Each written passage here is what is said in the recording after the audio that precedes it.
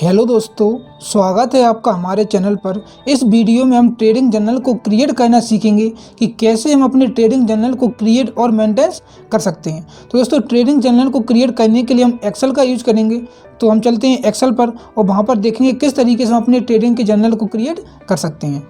दोस्तों, आप यहाँ पर देखोगे कि मैंने अपना ट्रेडिंग जर्नल यहाँ पर क्रिएट कर रखा है। आप यहाँ से देख सकते हो। सबसे पहले हमने यहाँ पर डाले हैं क्रमांक, यानी कि हमने टोटल ट्रेड कितने लिए हैं। अब दोस्तों, ट्रेडिंग जर्नल को आप दो तरीके से क्रिएट कर सकते हो।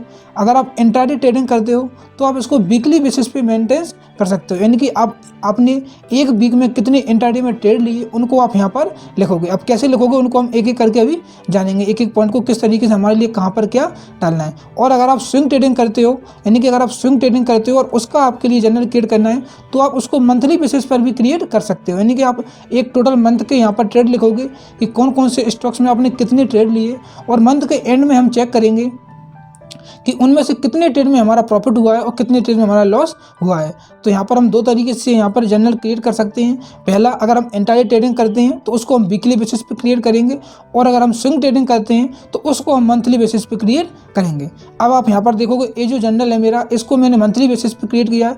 आप यहाँ पर देखो, ये जो जर्नल है वो पिछले महीनों का है, तो इसमें करंट मंथ का यहाँ पर कोई भी स्टॉक्स में ट्रेड नहीं है।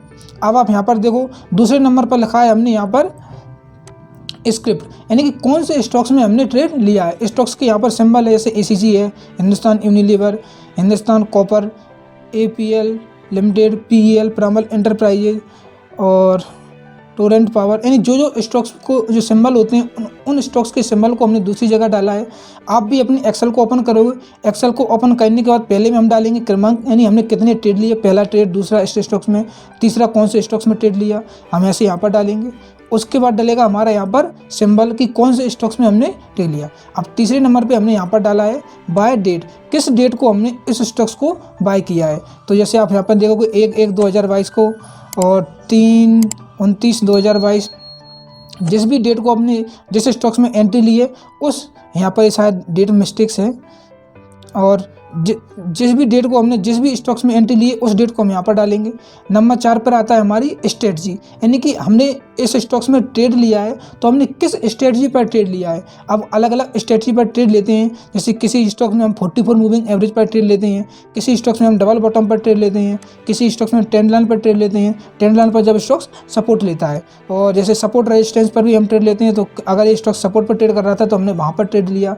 बुलिश फ्लैग पैटर्न, ए पैटर्न होता है एक सपोर्ट पे, फिर सपोर्ट पे 44 moving average, double bottom, neck line, यानी कि जब 44 मूविंग, यानी कि जब डबल बॉटम की जो नेकलाइन होती है उस नेकलाइन को ब्रेक करता है तब हम वहाँ पर ट्रेड लेते हैं, और फिर से ये सपोर्ट। तो आप जिस भी स्ट्रेटजी पर आप ट्रेड लोगे, अगर आप इंट्राडे में ट्रेड ले रहे हो तो इंट्राडे में किस स्ट्रेटजी पे लिया आपने, ब्रेकआउट पे लिया, ब्रेकडाउन पे लिया, डबल बॉटम पे लिया, वो आप यहाँ पर डालोगे। और अगर आप स्विंग ट्रेडिंग में ले रहे हो तो आपने 44 मूविंग एवरेज पे लिया या एबीसी स्ट्रेटजी पे लिया, जिस भी स्ट्रेटजी पे आपने ट्रेड लिया उस स्ट्रेटजी को आप यहाँ पर डालोगे। उसके अगले नंबर पे आती है हमारी एंट्री, कि हमने एंट्री कितने रुपए पर ली, यानी स्टॉक्स का प्राइस चल रहा है तो हमने किस प्राइस पर हमने एंट्री ली है, तो हम यहाँ पर एंट्री डालेंगे।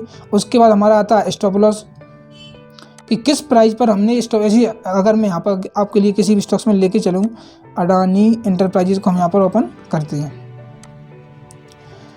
तो हमारे लिए जब हम स्टॉक्स में एंट्री लेते हैं तो वहाँ पर अडानी पोर्ट है, अडानी एंटरप्राइजेज कहाँ पर है, मैं लेके इसको चलता है वॉच लिस्ट में, अडानी एंटरप्राइजेज।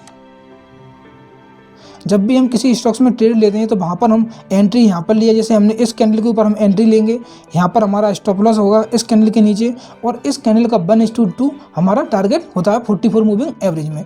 तो जैसे हमने यहाँ पर एंट्री ली वही हमारे लिए यहाँ पर डालना है कि हमने एंट्री किस प्राइस पर ली उसको हम एंट्री में डालेंगे, किस प्राइस पर हम अपना एसएल डालेंगे, यानी कि जब स्टॉक्स अगर नीचे आने लगता है तो किस प्राइस पर हम अपना लॉस बुक कर लेंगे। उसके अगले पर आता है हमारा टारगेट, कि जैसे अगर हमने 1000 रुपये पर किसी स्टॉक्स को बाय किया है और 990 पर हमारा स्टॉप लॉस है, तो हमारा यहाँ पर 10 रुपये पर लॉस है, तो हम टारगेट रखेंगे 1020 रुपये। तो टारगेट आपका होगा, जिस भी प्राइस पर आपका टारगेट होगा उस प्राइस को आप यहाँ पर डालोगे।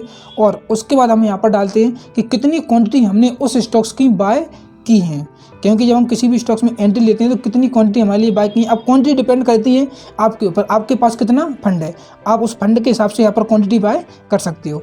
एग्जिट प्राइस, अब यहाँ पर आता है एग्जिट प्राइस। हमने यहाँ पर एंट्री तो ले ली, अब एग्जिट हमने एसएल पे लिया या जो एग्जिट की हमने वो टारगेट पे किया, या कहीं बीच में हमारा इमोशन हिट हुआ कि ये स्टॉक्स ऊपर नीचे हो सकता है तो हमने वहाँ पर एग्जिट कर लिया, उसको हम यहाँ पर डालेंगे। जैसे आप यहाँ पर देखोगे ये हिंदुस्तान यूनिलीवर में एंट्री 114 पर थी हमारी और एसएल 110 का था और टारगेट 124 का था। 13 क्वांटिटी बाय की हमने, लेकिन 124.85 पर था हमारा टारगेट, लेकिन यहाँ पर मैंने 124 पर भी अपनों को बाहर कर लिया था, क्योंकि मेरे को लग रहा था कि यहाँ से स्टॉक्स और नीचे आ सकता है, तो मैं वहीं पर बाहर हो गया था। तो हमारे लिए डालना है यहाँ पर कि हमने किस पॉइंट पर या किस प्राइस पर हमने यहाँ पर एग्जिट किया है।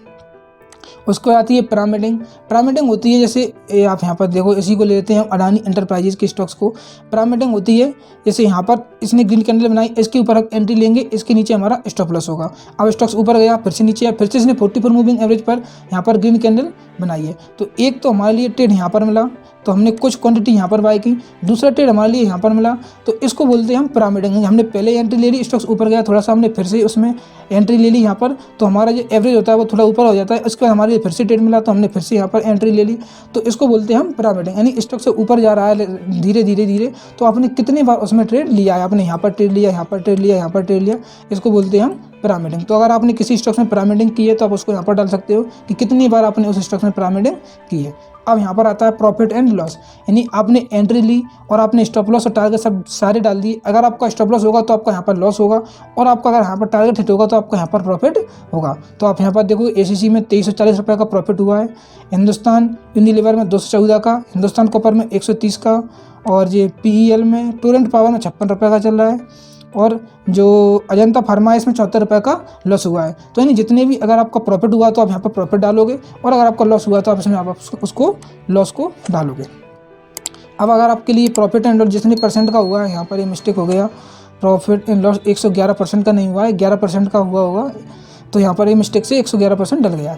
उसके बाद इस स्टॉक्स में कितने परसेंट का हमारे लिए प्रॉफिट हुआ, 6% का, 8% का, इसमें 4% का आ रहा है, इसमें -4% नहीं 4% का हमारा यहाँ पर लॉस हुआ है। तो लॉस को माइनस में डालोगे और प्रॉफिट को प्लस में डाल सकते हो, प्लस की ज़रूरत ही नहीं है। यहाँ पर हमने 74 रुपये का लॉस हुआ है, तो हमने यहाँ पर 74 रुपये डाल दिए।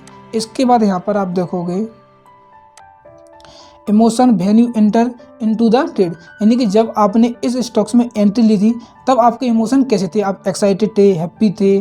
तो मैंने आप यहाँ पर देखोगे, यहाँ पर मैंने एक्साइटेड डाला, यहाँ पर एक्साइटेड डाला, इसमें लॉस हुआ है, इसमें मेरे लिए आइडिया नहीं था कि मैंने ट्रेड लिया क्यों है, तो आप यहाँ पर देखोगे लॉस हुआ है। यहाँ पर पता नहीं था कि हमने किस लिए इस स्टॉक में ट्रेड लिया है, यहाँ पर एक्साइटेड है। और फिर आपके इमोशन जो भी हुआ आप यहाँ पर डाल सकते हो, हैप्पी थे, एक्साइटेड थे, या जो भी अब आपके लिए डालना है वो आप यहाँ से डाल सकते हो।